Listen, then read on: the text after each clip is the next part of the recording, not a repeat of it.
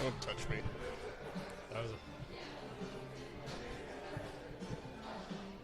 Hello, and thank you for joining us here on the Neutral Zone. I am Phil Milani, joined as always by my trusty sidekick, my partner in crime.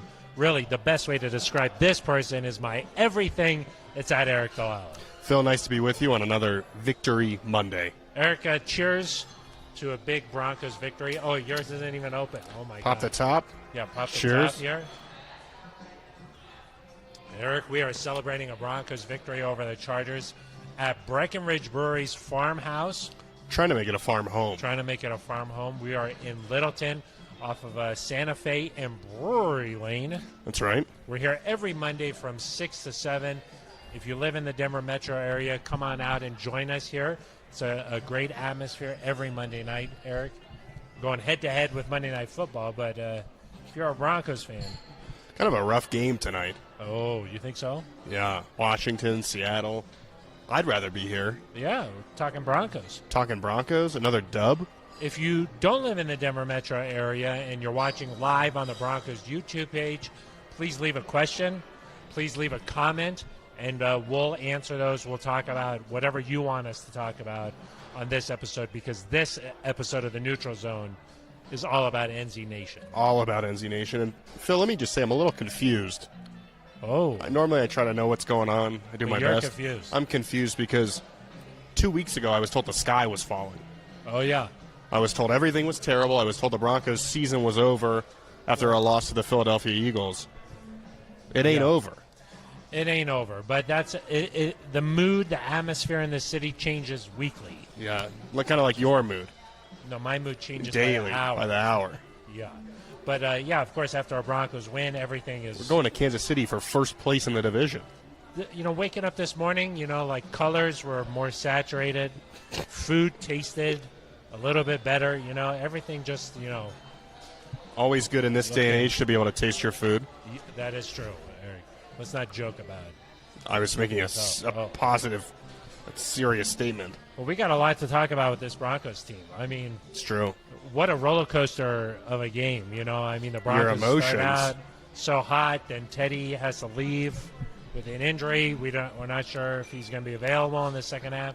Drew comes in. It was a little bit shaky. Let's just say it was a little bit shaky. It was a little bit shaky. The Chargers get back into it, and then PS2 to the rescue. PS2 to the rescue. Teddy came back in. I mean, every drive it was like people are just watching Teddy on the sideline. What's going to happen? Yeah. Teddy's now walking. I was not aware that it was a big deal that Teddy was down. Oh, my goodness. Apparently it was a big deal. Who was making it a big deal? I didn't see that. Some of our old pals, people that like to chirp at us a little bit. I didn't see. I missed that. So for those of you who didn't see the tweets, and they showed it a little bit on the broadcast, the Broncos were down at about their own 30 or 40. Teddy was on the other side of the field watching from the other perspective, which you could understand could be a helpful perspective to have to see what the defense is seeing. I mean, quite frankly, I just wanted him to work on his leg a little bit. I don't really care about anything else. You don't care where he's okay? standing? No, I don't care. Yeah. Just if he needs to, walk around a little bit, get his leg. As Vic Fangio said post-game, when you hurt your shin like that, it swells up pretty quickly, and he said Teddy's was. Yeah, he's fine now, which is good. Working, Doesn't sound like his availability is in question for Kansas City, which is a good thing. You want this team to be as close to at full strength as they can be. But, Phil, I mean, it's pretty remarkable. The difference in tone and the vibe in the stadium from when Teddy was in to when Drew was in, I mean, it was somewhat palpable. You could feel it in the press box. You could feel it. And how was the hot cocoa, first of all? Oh, my gosh, really nice. Yeah. But I also think any question about Teddy's desire to win or his toughness or how much buy-in he has, all those questions that were kind of circulating. Not from me. Not from you, no. Yeah. But certainly they were circulating. The man almost lost his leg. Yes, not yesterday. Came back. Not yesterday. And continued his NFL career. Yes. And but some people were wondering, does Teddy care? Is he making a business decision against the Eagles? It would have been really easy for him to say, I'm not going to come back in and play. Came back out and he led him limped to a out touchdown there. drive. And one of those plays, he's sprinting to his right. He stiff arms Joey Bosa, who just has a real knack for getting embarrassed by Broncos quarterbacks. Your favorite Is that quarterback. Is that too strong? Your I think favorite NFL quarterback, Trevor Siemian, juked him earlier. Trevor Siemian, I think he went to IR with 2 broken ankles. Bosa did after that. Wow. But Teddy, nice play. The Broncos have had a lot of success against the Chargers. I believe that it's 7 surprising. of 8. 7 of the last 8 in Denver. The Broncos have had success. 3 consecutive games at home. That's right. They, I mean, I don't really understand. It's when you think about it, you're like, how have they had this much success against the Chargers and not the Raiders? Because they've struggled somewhat. Well, they've to play struggled the Raiders in the division here recently. Yeah. So that's why this game was even more. But they've been good against the Chargers, which is just surprising because Chargers have not been awful at any of these past few years. They've always been kind of. Yeah, but the victories against the Chargers have been like they're all the thinnest of margins. Yeah, this might be. One of the this is the largest margin of victory since the Chargers won 21-0. Yeah. A few years ago in LA. But I mean, like you think back to last year's game in Los Angeles, the Broncos lost that one, of course. Yeah. I would, if you asked me right now, like what was the score of that game, I would have been like, oh, the Broncos probably lost by 2 touchdowns. It was a 3-point game. Yeah, I remember that was the game. Judy had some game. drops, Yeah. Well, let's get to some questions here. We got one from Steven Steele. He says, "Is this where you guys thought we'd be this time of year, as far as 6-5?" Because I don't think anyone thought we'd be playing for first place in the division this Sunday, this late in the season. Well, I think those are two. Thank you for the question, Stephen. I think those are 2 different questions, just because. Yes, I think 6-5 was realistic for the Broncos. I didn't expect them to do it this way. Like I wouldn't have said a win over the Cowboys and a loss to the Eagles.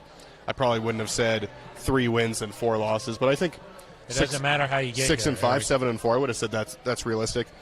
The reason I wouldn't have expected a battle for first place is you probably don't expect the Chiefs to have 4 losses at this point in the season. They obviously went through some struggles there, and so the Broncos they have this chance at first place because of what the teams around them have done too. It's not just about the Broncos. It's not like this is a meeting between an 8-2 Chiefs team and a 7-3 Broncos team.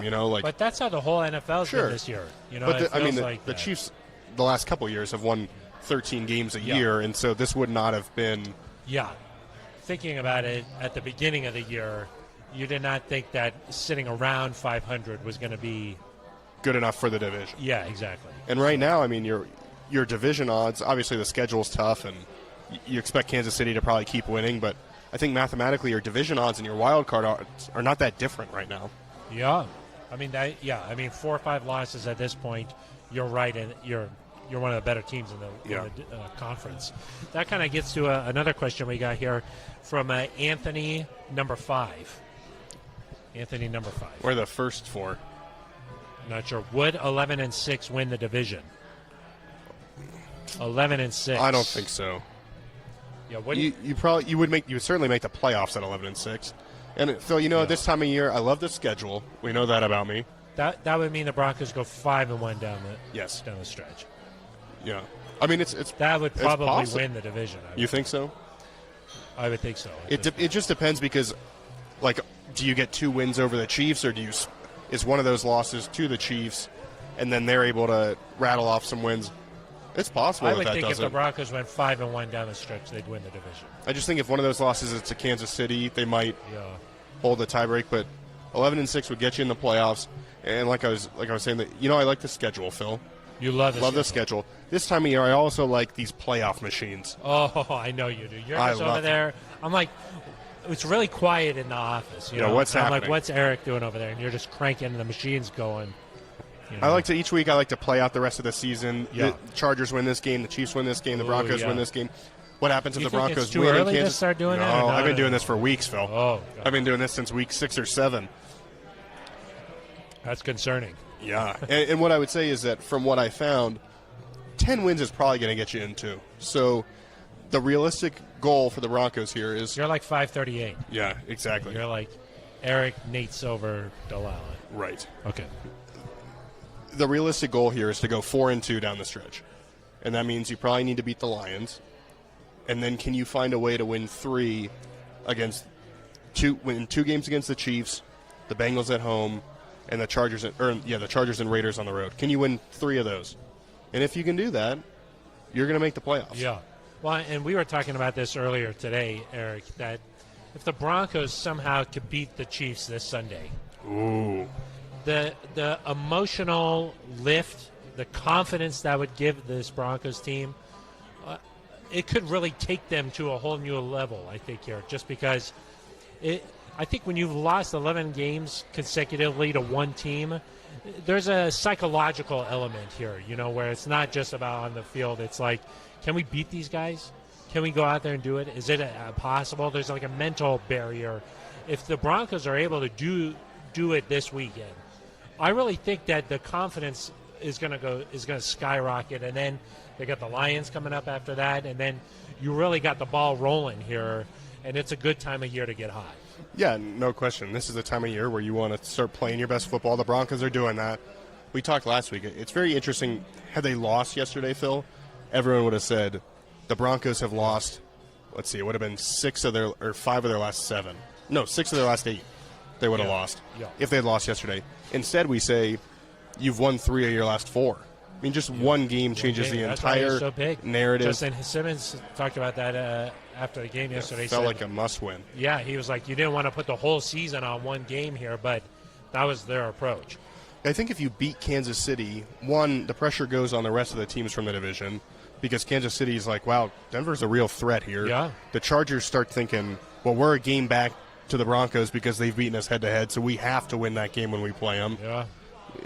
They got the Bengals. Every week is tough, but I think we talk about it as, hey, can you win 5 of your last 7? Can you win 4 of your last 6? Every win that you get in a row, it becomes easier to do that. Like, winning 3 of your last 6 is easier to do than winning 4 of your last 6, you know? And so the more wins, it'll be interesting to see what the vibe is if the Broncos can win.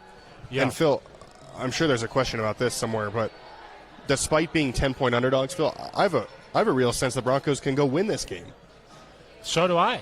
I think that 10 points is a lot. Yeah, that's a lot. Maybe they're reading too much into past seasons and the Broncos' struggles in Kansas City because last year, and really, Vic Fangio has done a nice job of slowing Patrick Mahomes down nearly every time they've played. There's been like snow. There's been weird things going on the last couple of The matches. one game that was not great was when the Chargers came to Denver last season. The Chiefs came to Denver the middle of last season in the snow. Yeah. The Broncos had some bad turnovers. It got out of hand. Yes. But Mahomes didn't have a great day that day either. No. And certainly in Kansas City last year, Broncos are leading that game. They were right in that game. Could have won it. With Teddy Bridgewater at quarterback in that game, the Broncos win that football game. Yeah. Just a little bit more level-headedness, I think. Let's see. We got another question here. Sometimes Ben Swanson doesn't really do a great job letting me know which one's important. But Tim Noor says, predict the division 1 through 4, so many in-division games. If you could predict it right now, 1 through 4, how would you think they finish up here at the end of the season? I think the Chiefs are still probably the favorite to win the division. And then I do think, based on how they're playing, the Broncos will probably finish second in the division. Yeah. Then the Chargers, and then the Raiders. Okay. I think the Raiders are going to have a hard time holding on the rest of the year. Now it's just going to be a question of, with the wild card, is second place good enough to get in? Because the Colts or Titans are probably they could take one of those spots. New England and Buffalo, one of those teams is certainly taking one of those spots. Yeah, there's like 2 really good teams in almost every division. Yeah. It's going to be tough. I'm sorry that we should not have answered Tim Noor's question there. Why? He later on comments, does the neutral zone describe your personalities? Yawn. Wow. Well, I was lying about how I think the division is going to finish, so. Yeah, good. Joke's on you, Tim. Yeah, thank you. Gosh. Swanson, can we do a little bit of better job here, just not letting these people roast us? Yeah, let's not. If there's any comments about the quarter zip, the haircuts, we'll take those, okay? Good comments. Pinhead Larry. Okay. Sounds like one of your friends, maybe. I don't think so. Pinhead. Okay. Where would you rank the Broncos' defense in the NFL right now? I mean, they're certainly up there in scoring defense, if that's how you want to rank it. It's probably a top 5 unit. I don't know if they have the elite, like some of the elite playmakers in the pass rush. That's where Bradley Chubb can really make an impact. But like Aaron Donald, for example, on the Rams, I know they've struggled. T.J. Watt in Pittsburgh. Just a guy who's like an unstoppable force. Like, for example, Justin Simmons and Pat Surtain in the secondary are game-changing players. Yeah. You saw that yesterday. We've seen that from Justin Simmons all year. I don't know if there's a game-changing player in the front seven before Bradley came back. Now that Bradley's back, there's hope that this defense could be better.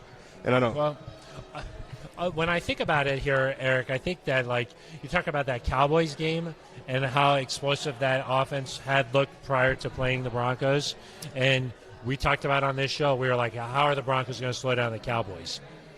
Boom, Fangio comes up with this game plan. They go out there and execute it really well. Same thing last week. What are they going to do? Justin Herbert, Austin Eckler, Mike Williams, Keenan Allen. What are the Broncos going to do?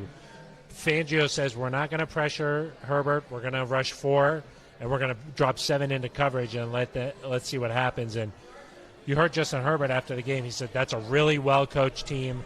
They played really well yesterday, and I think the Broncos, every week they're coming up with a game plan to slow down some of these more explosive offenses, and the players are going out there and executing to perfection. And we've talked about it. This team is better off when they're facing an explosive passing offense, I think.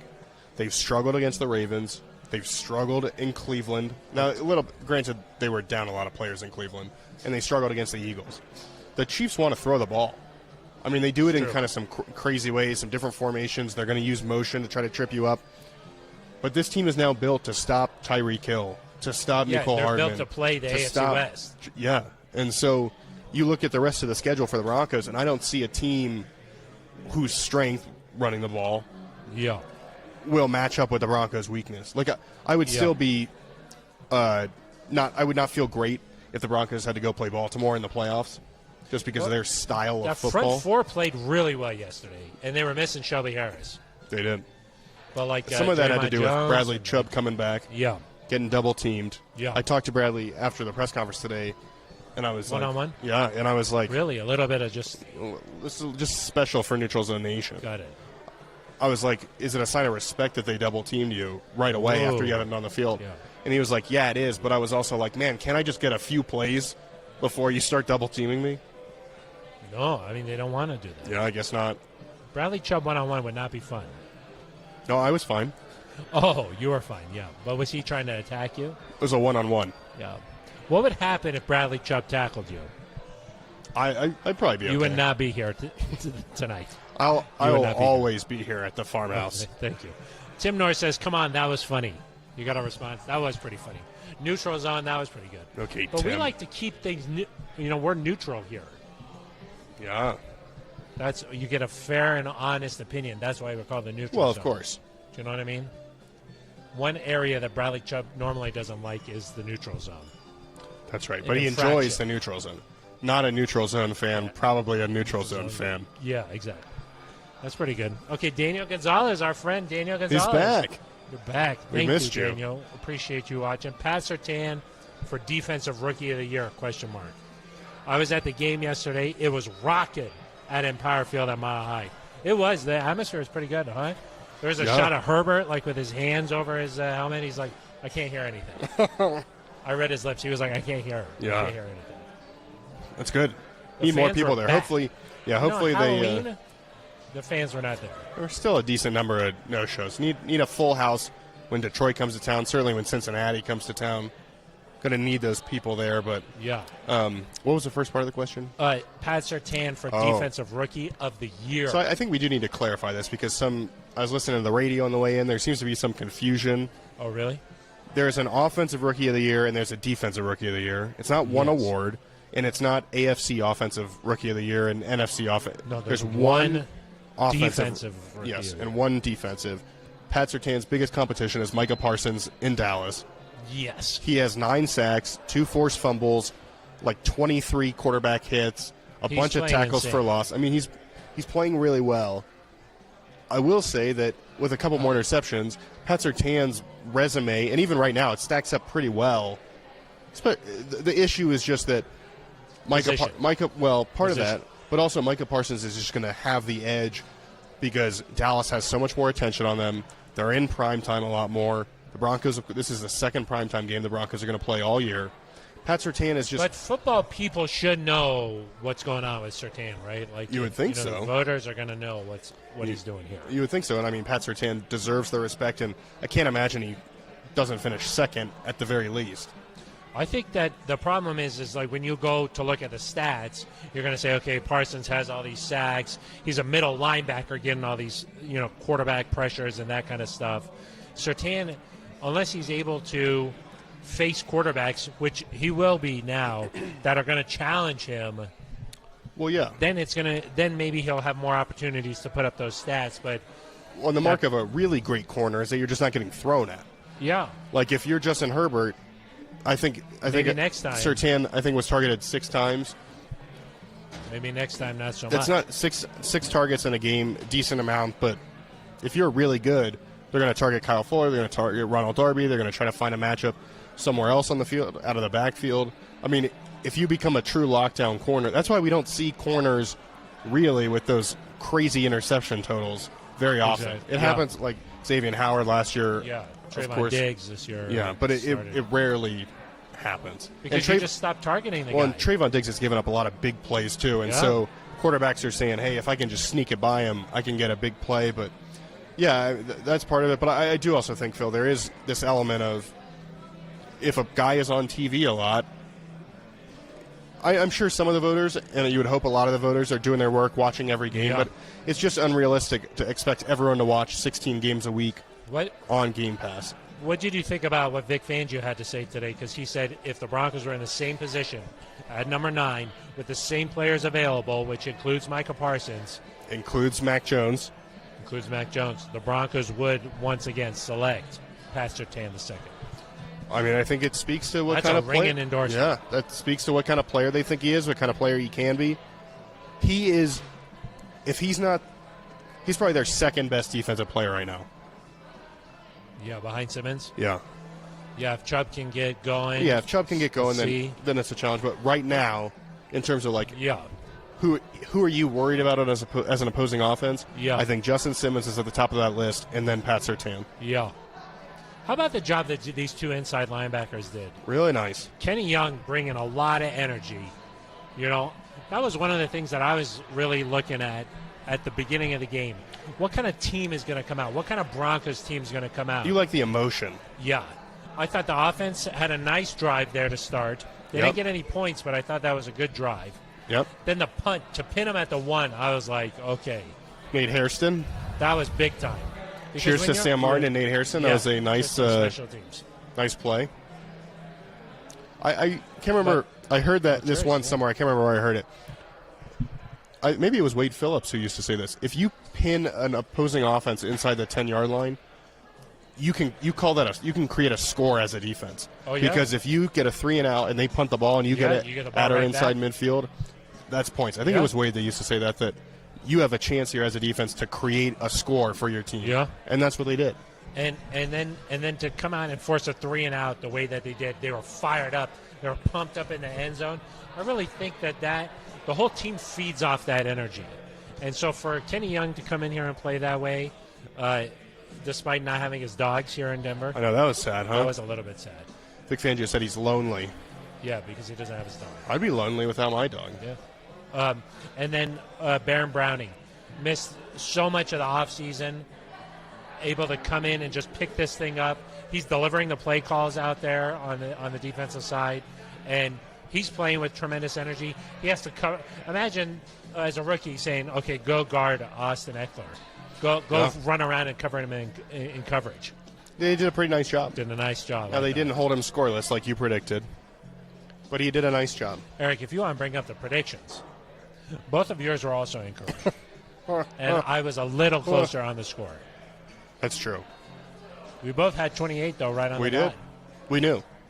Let's give ourselves I think a pat on the back. I think I said 28-7, and it just got transcribed wrong. And then, of course, I don't know how Jared Cook 13? caught that pass. That was amazing. That was ridiculous. practically a Hail Mary. I don't understand how that happened. Yeah, I watched it 10 times, and I still couldn't figure out whose foot was whose. Yeah. Justin Simmons was a little ahead of the play. They were like 15 typically, feet down there. A jump ball with Justin Simmons, you're not going to win that.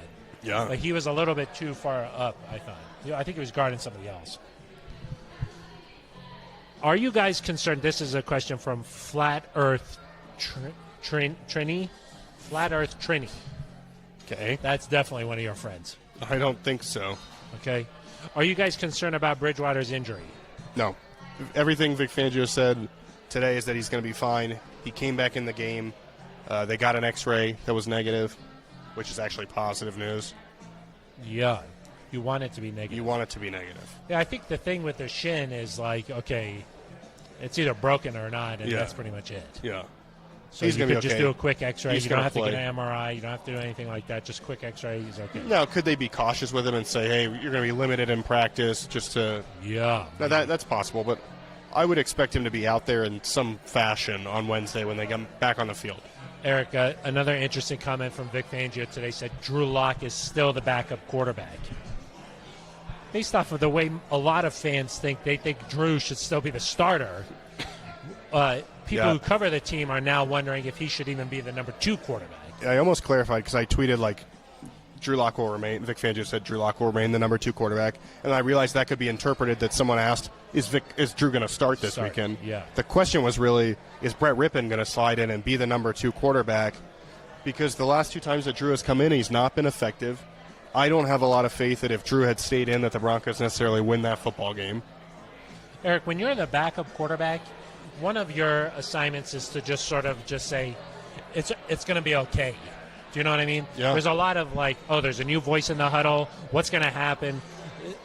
It's going to be okay. Like I'm a calming presence here. The one thing you can't do is turn the football over. No. And in limited action, he had a fumble and an interception. I looked this up today. Teddy Bridgewater's thrown around 350 passes this year. 5 interceptions. 5 interceptions. Drew Lock has thrown 28 passes this year and has 2 interceptions. That's one every 15 throws. That's not a good rate. And like you said, and granted the one against the Ravens, he's trying to make a play at the end of the game. He's trying to make something happen. This one, Phil, you're up 14-0. Run the ball, throw it away, punt it back to the Chargers, let your defense keep playing well. The one thing you cannot do is give the Chargers the ball. Create panic. Give the Chargers the ball inside your territory. And instead of being up 14-0, they all of a sudden go into halftime down 1 score, and the game felt entirely different. Someone in the press box said, this is like the least reassuring 14, like this is the worst feeling 14-7 lead of all time because of what happened at the end of the half. And you felt like the Broncos should have been up way bigger than that because they were really dominating. Yeah, I think 17-0 would have felt complete control. If it was 17-0, you would have been like, all right, that was a great first half. Yeah. Instead, it's 14-7. And it would have been I was already prepping my stats. I like to do that. It would have been the 3rd first half shutout for the Broncos this year, the 2nd in their last 3 games. I mean, the defense is rolling here. Yeah. And you put them in the one thing the Broncos have not done this year that they did a lot last year is put their defense in sudden change scenarios, bad situations, short yardage where the offense doesn't have to go far. They haven't really done that much this year. No. That's what happened at the end of the first half, and you could just kind of feel the momentum shift a little bit. So kudos to the defense, one, for coming out and stopping them on that next drive. I mean, it took a long time. Open up the third quarter. Yeah. But a big sack. I think McTelvin Agim had the sack. That was a big play by him. Sosa. Yeah. I like to call him Sosa. They were on the field for 15 minutes. Yeah. Almost in a row. I mean, there was one 1-minute drive from the Broncos. They were out there so long. That's when you see a team start to kind of get worn down. They didn't. They bent, but they did not break. And that's going to be demoralizing if you're the Chargers. You have the ball for 15 minutes, 2 long drives, and you get no points. Let's talk a little more about Drew here. More? Okay, you want more. Like Derwin James, right after the game, he was like, I can't believe that Drew threw it. Yep. Right? We know that Drew is better than what he's showing here. I mean, this was an actual quarterback competition during training camp, during the preseason. Yep. What can they do to help Drew just be better in some of these situations? Because we know, look, Drew is better than how he's played in limited reps right now. Yeah, because, I mean, we've seen him in the past lead touchdown drives, win games. Like, he certainly can play better than this. For some reason, it's not clicking as a backup. And it did not click all the time as a starter either, so I don't want to make it seem like Drew has gotten kind of the short end of the stick here by being made the backup. Teddy won the job. Yeah, but I'm saying he's better than what 2 interceptions and less than 30 passes. Yeah. So Vic Fangio mentioned a couple things. One, he probably needs to get a couple more reps in practice, which is interesting because around the league, backups do not get a lot of reps, and you're taking reps away from Teddy Bridgewater if you give them to Drew. And so as a coaching staff, you're making a decision because of how this has gone. We're probably going to have to give Drew more reps and take reps away from our starter in order to kind of protect ourselves. So that's not an ideal situation. You want to be able to give your backup as few reps as possible and have them ready to go. The other thing he said they could do is kind of tailor the play selection a little bit better to Drew, have a different – because they kind of – the plan was sort of similar. It seemed like things did not change when Drew came in. They have different strengths. Drew's probably comfortable with different things, so – if that's Pat Shurmur spending a little, or Mike Shula spending a little extra time with Drew Lock and saying, "Hey, what plays are you comfortable with if you have to go in?" But I mean, the Broncos seemed content to just run the ball most of the time Drew was in, and I don't know if that was a matchup thing or if that spoke to their confidence following the early fumble. Talking about Teddy Bridgewater, his shin is okay, right? Yes, but looking back at this season. He's been hit quite a bit. He had the concussion. He had an ankle injury where he played through that against Cleveland. Then the shin, he had to miss a quarter of that game yesterday. Are you concerned at all with the situation here? If Drew has to come back in here down the stretch? I mean, another thing is the COVID protocols. I mean, knock on wood, hopefully Teddy stays healthy here. But is this a situation where you're a little concerned right now?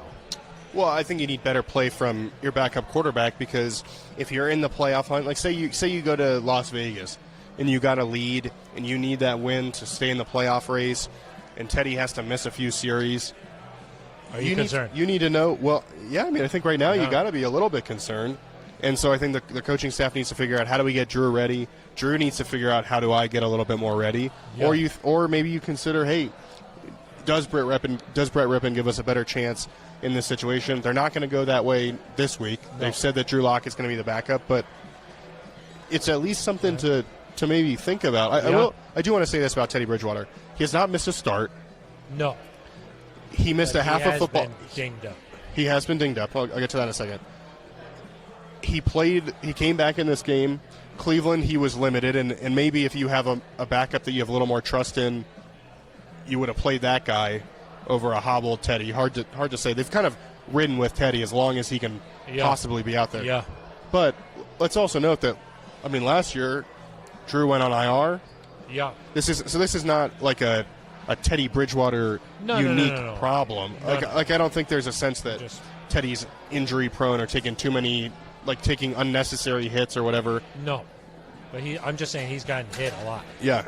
I mean, of course, anytime. I mean, this is a case around the league. Anytime your starting quarterback is out, you're going to be concerned. When Russell Wilson goes down in Seattle, you're concerned. When Aaron Rodgers can't play in Green Bay because of his either the COVID or the toe. I think he's been okay with that broken toe. Who knows what's going on with the toe? He scrambled for a touchdown. I saw a picture of his toe. Yeah, he showed everybody his toe. Yeah, I sent that to Ben Swanson. He said, please don't send me things like this in the future. It was nice that he was respectful about it. I was like, should we talk about this on a neutral zone? What do you think? Send it. And then he was like, don't send me things like this. But what I was going to say is that the skill to be a backup quarterback is different than being the starting quarterback. And I do think that there's a legitimate question there just saying maybe Brett is better at that skill of being specifically the backup. Well, but because he's been that for a while now. We haven't seen a lot of that from him. Like the only time he really came in was against Tampa, right?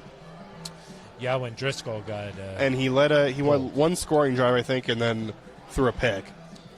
Against the Jets, he played decently, but he did throw 3 interceptions. And that's about all if I'm remembering correctly, that's about all we've seen of Brett Rippon. I trust the coaching staff to make the best decision, but you do have to keep it in mind. One other thing that's interesting to me about that, sorry. Sometimes you see a backup quarterback come in and defenses struggle to adjust because it's a different style, or like Ryan Fitzpatrick last year for the Dolphins came in, kind of gave him a spark. There's been a couple, was it Matt Moore when Patrick Mahomes went out and in the playoffs last year. no, against the Broncos in Denver. I think 2019 maybe. When Mahomes hurt his knee. The knee. Matt Moore came in. I think it was him. The Broncos had a hard time slowing him down because he had a different style. Oregon State's Matt Moore. Yes. I do think that there's something to be said that a backup quarterback coming in that you're not prepared for can at times give you a spark. Yeah. And so that's partially why it's surprising that at least like Drew hasn't found some initial success. Yeah. Like it's not. There hasn't even been like a drive where you're like, it's not like the Chargers were scouting Drew Lock and being like, okay, we're ready in case this guy comes in. Right. I agree. Some talk about the wide receivers here. Here's another one from Daniel Gonzalez. Okay. And a few follow-ups. But can the Broncos throw more balls to Jerry Jeudy? And then thoughts on Denver's wide receiver usage, considering there weren't many passes to the wide receivers. This is Daniel Gonzalez again. We need to throw more deep balls to keep defenses honest and not crowd up toward the line of scrimmage. Now, we should say that Jamante Williams was the Broncos' leading receiver yesterday. 3 catches for how many yards? 57 yards. 57 yards. The wide receivers had a combined 10 targets, and they had a combined. Teddy didn't. He didn't throw for that many yards. Teddy completed 11 of 18 passes for 129 yards. Yeah. He did have a 100.4 quarterback rating. Really well. Yeah. I mean, Melvin Gordon and Jamante Williams combined for over 130 yards. They figured out what was working. That first drive was efficient. They didn't end in points, but it was efficient. You scored on the next drive. You scored on the next drive. The end of half without Teddy Bridgewater, hard for me in my mind to count that. You go 3 and out, which, okay, that's a bad drive, but that's going to limit the number of throws you have, the number of plays you have. Then you respond to the Pat Surtain interception. Let me see if I can find the drive specifics here. After the Surtain interception, well, you go 80 yards in 10 plays, chew up 5.5 minutes, and score a touchdown. That puts you up 14 points.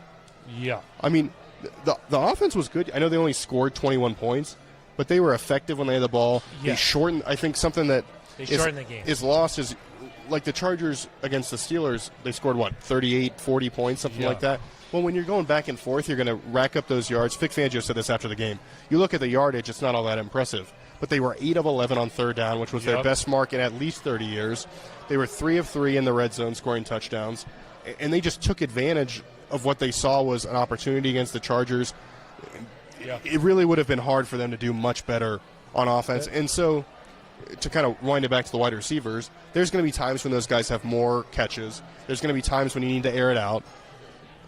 But if you're dominating them in the run game, even part of the reason why you're doing so well in the run game is the threat of those guys, because you have to pay attention to Sutton and Jeudy and Tim Patrick. Yeah.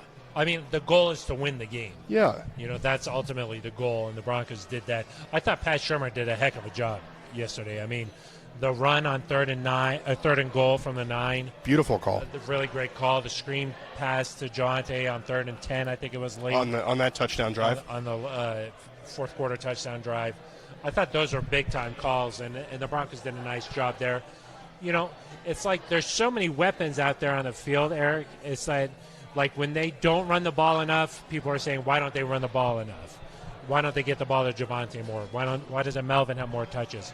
If they throw it, if they do like they did yesterday, why don't they give the wide receivers enough? I will just say, I do think a couple of deep shots to Cortland Sutton every now and then would be nice.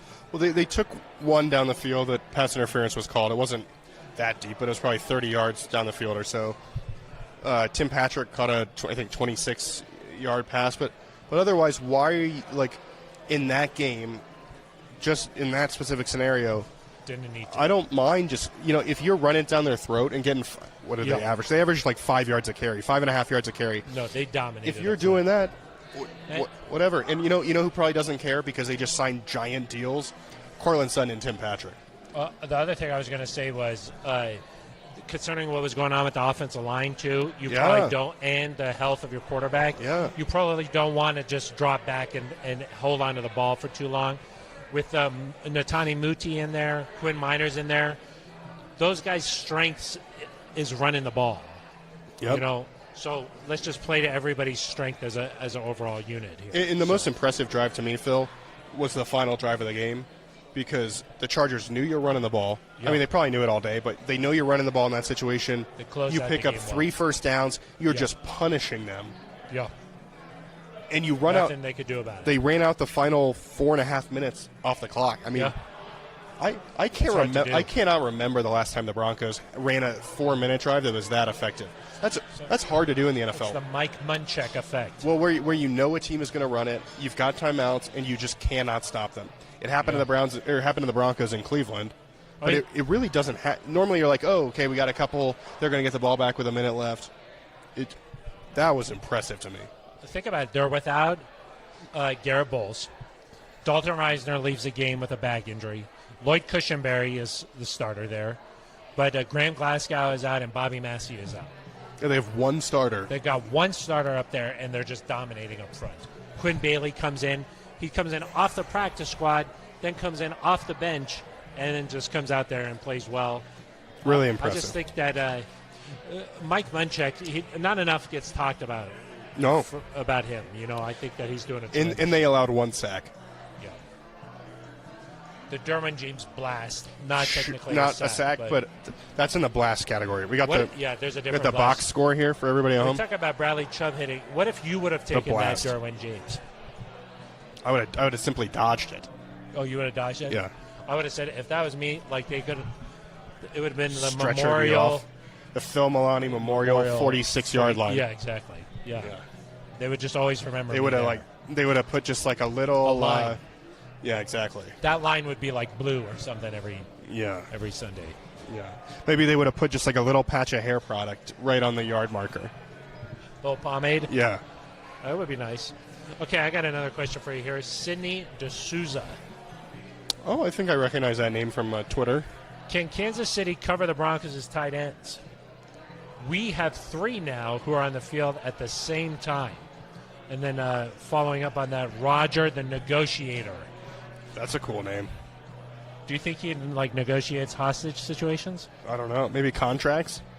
Oh, maybe contracts. I was thinking like the movie The Negotiator. Oh, yeah. The Fugitive. No, The Negotiator. Okay, we have to line up with more 3 tight end sets. That'll be hard to defend. Some good questions there. First of all, who is that pass intended for? Eric Sauber? I think Noah Fant. Me too. Yeah. Because Noah waves. He's like, I'm open here. But Eric Sauber caught it, so what does it really matter? Good for Eric Sauber. It doesn't matter. Oh, I loved it. It's his first career touchdown. Yeah. Guy's played in the league 5 years. First touchdown, he spikes the ball. Yeah, he spiked the game ball in the locker room. I've never seen somebody do that. He got a game ball from Vic Fangio, and he spiked it. Yeah. And I was like, what if it would have hit the ceiling? What if it would have bounced and hit the camera,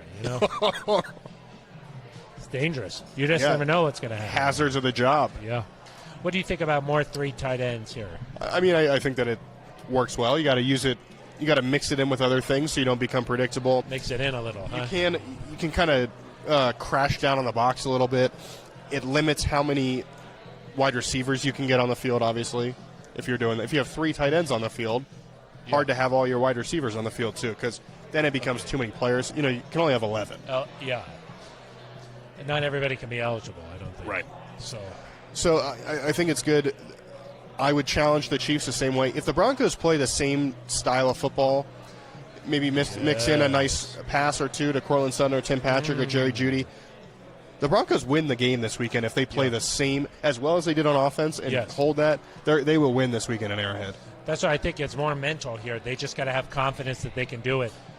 Well, I think think energy on the road. I think the mentality is right. Teddy Bridgewater, the Panthers were not good last year. Sorry, Ben Swanson. They went into Arrowhead and they almost won. Yeah. They were leading late in the game. Calmness. Teddy helped them do that.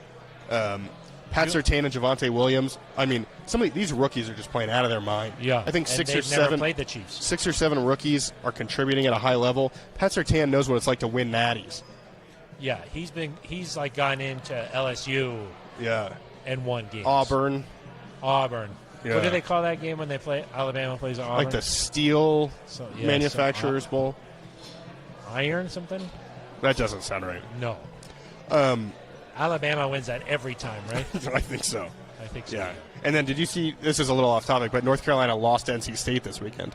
I saw that Jamante Williams had to put on an NC State sweatshirt. Tough weekend for Ben Swanson. Ben Swanson, I didn't think he was going to show up today. No. The Broncos, of course, pulled through, and his weekend got saved. That's true. But those, Baron Browning, he's played in big games. So I think something I've always wanted. The Broncos didn't have an Alabama player for a long time. Now they got two.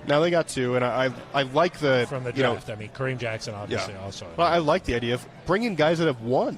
Yeah. Lloyd Cushenberry won a national title at LSU. I like What's guys. His name? Sir Lloyd Cushenberry III. The third. I like guys that they know how to win, because I think that's contagious. That's contagious. It is. Yeah. Yeah, it's contagious. Here's one from Paul Melendez. The way they are clicking right now on both sides of the ball, I believe we can win out the rest of the season. Paul, I love it. Let's go.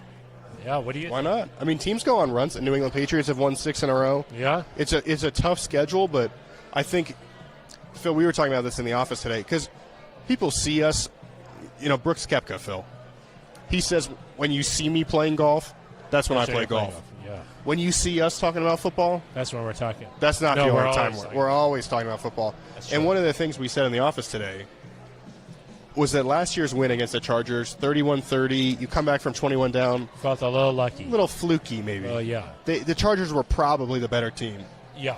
The Broncos were the better team on Sunday. Yeah. By a not-so-significant stretch. And so I think you look at that game and you think, well, all of a sudden going on the road to L.A., no reason you can't win that one. You look at the Raiders and kind of all the stuff they've been through. You think, hey, no reason that can't be a competitive game. Cincinnati looks scary. But it's at home. Detroit, you got to win that game. Yeah. And then you just think, the nice thing about this team is that in the past, Phil, it's felt like they've had to be perfect to win these games, to beat good teams. Not anymore. The Broncos were not perfect yesterday. There's been a lot of talk about how well they played, but they had a bad interception. They went 3 and out at one point. They had some costly penalties. They didn't play perfect, and they blew them away. And Vic Fangio was asked about that. He said, this is just a better team. Yep. This is just a better team. And I think that there is no other way to explain it other than there's just more talent with this year's team. Well, and you've got some guys like Cortland and Tim. I mean, Cortland's back, but Jerry's in his second season. Yeah. You added some, like Jamante Williams playing like he should have been a first-round pick. Yes. Bill, Najee's had a nice year. Yep. Travis Etienne got injured. Yes, very early. We don't really know what's going on with him. No. And Javante could have easily been a first-round pick. Javante's playing really well. We knew that the Broncos thought Javante was the best running back on the board. So. Yep. You knew that. We all knew that. Yeah. Here's a bunch of comments about how the Broncos can go against the Chiefs this week. Okay. Lewis Kindler. The only way the Broncos are going to beat the Chiefs is to get pressure on Mahomes constantly. Then Laz Shannon. Typo, Swanson, or is it Laz? Okay, Laz Shannon. Yeah, but we need to have someone spying on Mahomes the whole time, because if we leave a hole for Mahomes to escape through, it's going to be tough. Mark Horning, do you guys think that we can get the same pressure rushing 4 against KC like the Broncos did against the Chargers? Tim Nord, still watching. Thanks, Tim. Thank you very much, Tim. Appreciate it. You want a sticker? It could be Tim Nor like last name, so we don't know if it's Tim or if it's like Tim Nor. Well, is there a space? Tim Nor? No, there's no space. Oh, well, then it's probably Tim one. Nor. It's probably one name then. If there's you no just space. said Tim. Well, because I can't see it. I'm saying Tim Nor, so you just. You keep calling him Tim. No, I said Tim Nor. Gosh. Tim Nor, what's Tim your Nor. first name? Sorry. Unless Tim Nor is your first name. Gosh. Mahomes handles pressure better than the Chargers did this week. What do you think? What's the key? There's a lot of I like the rapid fire because there's a lot you can. That's hit a on. lot of replies, and Ben Swanson did an excellent job combining all of those together.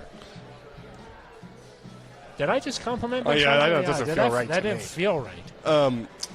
The Broncos getting pressure on Herbert with 4 was one of the major turning points of the game. I think Chubb being back out there had a lot to do with it. He was demanding double teams, so some of these other guys are able to get home. I'm talking about what are they supposed to do against Mahomes. Yeah, I know.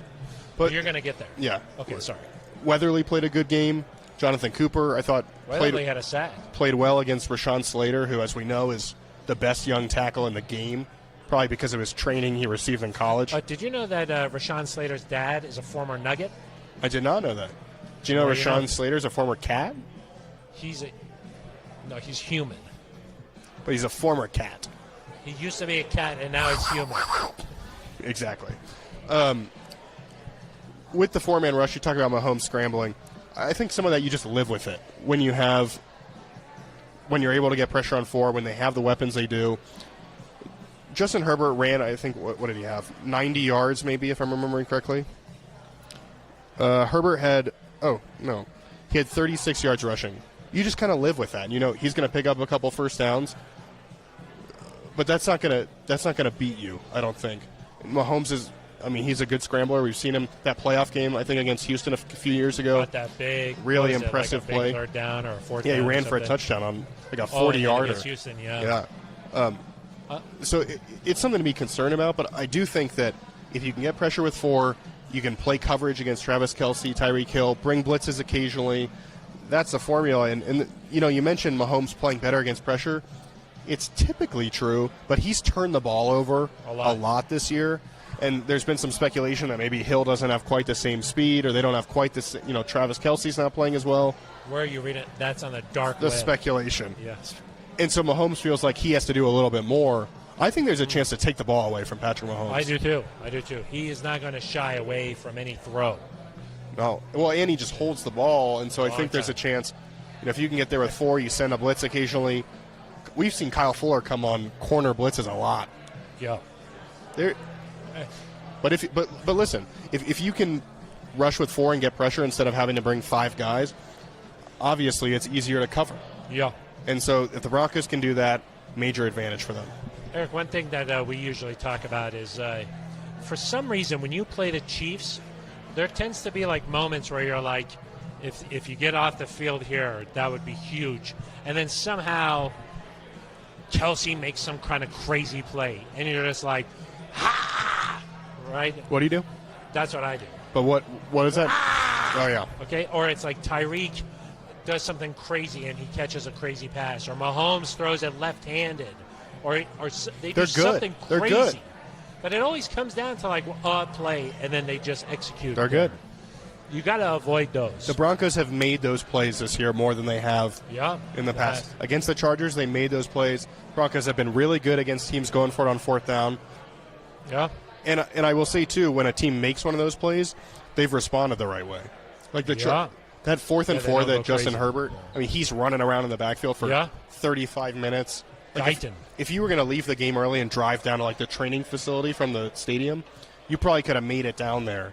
During that play? Wait, leave the game? Yeah, it doesn't make a lot of sense, but if you were going to. You could have done it in that. You could have done it during that time. But the point is there that they made that play, and the Broncos held them without a point. Yeah. My next question to you, and I think you know how I feel about this. Loyal listeners, NZ Nation knows how I feel about this, but all off-season, Eric, when I leave the facility, which is late. Why do you leave? After a long day of work. Yeah. I look up and I see Vic is still in his office. Yep. Off-season, still in his office. Yep. Today, I'm coming over to the brewery. He's still in his office. The brewery?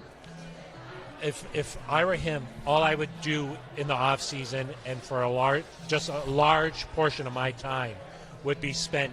How do I stop the Kansas City Chiefs? He's done a good job. He has. We talked about that earlier. He's done a nice job slowing down Patrick Mahomes, and you've given yourself a chance. And last year, I don't mean this in a bad way, Phil. The Broncos really had no business being in that game. Yeah. With as many injuries as they had, you're going to Kansas Sunday City. Night Football? Yeah, in prime time. That you should not have been in that game. Yeah. And they were leading for most of it. They looked really good. A couple mistakes. You choose not to go for it on fourth down from about the 50 on 4th and 3. It comes back to bite you. But they played a really good game. They are a better team than they were a year ago. I think if this were just any team with this talent level, I would be unsure how to think, but because we've seen Vic Fangio slow down Patrick Mahomes before, I kind of think that, paired with how this team's playing, you got a real good chance. I'm not guaranteeing a win or anything, but I think that you should feel I would be better than you have in recent years. I would be surprised if this was not a really competitive game. Yeah, no, I agree. We got about 5 minutes left in the show, Eric. Coming to you live from Breckenridge Brewery's farmhouse. Trying to make it a farm home. We're in Littleton off of Santa Fe and Brewery Brewery Lane. Lane. We're also live on the Broncos YouTube page, and we're answering some fan questions here. Dallas Face Mullet. That's definitely one of your friends. We got some interesting. Says that I don't beer know what a looks face. delicious. What's the difference between a face mullet and a regular mullet? It's a party. It's in the front. There's business in the forehead. The party in the chin. I don't Got know. it. He says that beer looks delicious. It's a Broncos Country Hoppy Pale Ale. Also says we got to score more points than the Chiefs Sunday night if we expect to win. That's a good point. Face mullet, you have a good point. That's definitely one of your friends. Huh? Why don't your friends listen to this? They do, but Ben Swanson, I told him. You don't comment? Wyatt R. Let's go Broncos. This is going to be a tough game for sure. If the Broncos prepare well, put in the 100% effort, we can for sure win this game.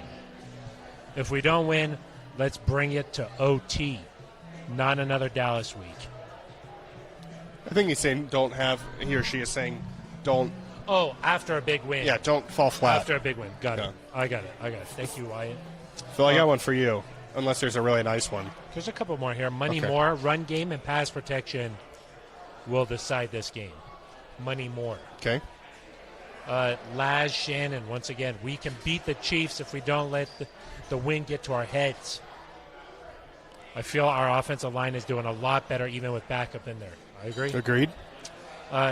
Kylum 1112. That's like Justin Simmons. Yeah. The Just whole 7 digits off. The whole season for everybody has been unpredictable. So I honestly think anything can happen with the Broncos. I agree. This has been a weird season. There's been all sorts of upsets. The Bills have looked like amazing, and then they've also looked terrible. Yep. The Ravens have looked amazing and then looked terrible. The Titans are going through a little stretch here. The Chiefs went through a stretch earlier. Well, the Titans are just banged up. The Patriots their entire offense is hurt. Are hot right now. So here's my question. I'll submit it through the YouTube comments if I need to. Oh, hold on. One question. Okay.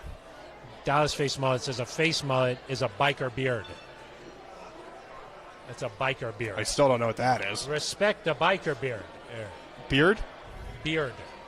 Yeah. A beard. It's like a long. Got it. Did Tim Okay, let's just respect that. ever say Tim Nor? Yeah, Tim Nor. Tim Nor. Yeah, did we get a first or last name from Tim Nor? Hit me with your question. Okay.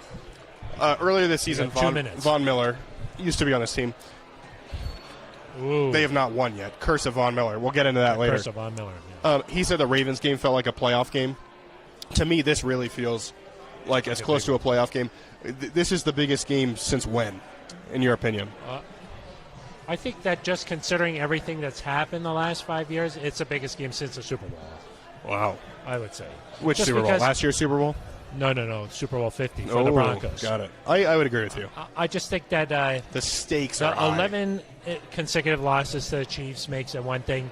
The fact that the Broncos have a winning record right now and an opportunity to be first place in the division, the fact that it's against a rival in prime time, on the road, the makings of this, it's all come together for just what should be an all-time classic clash.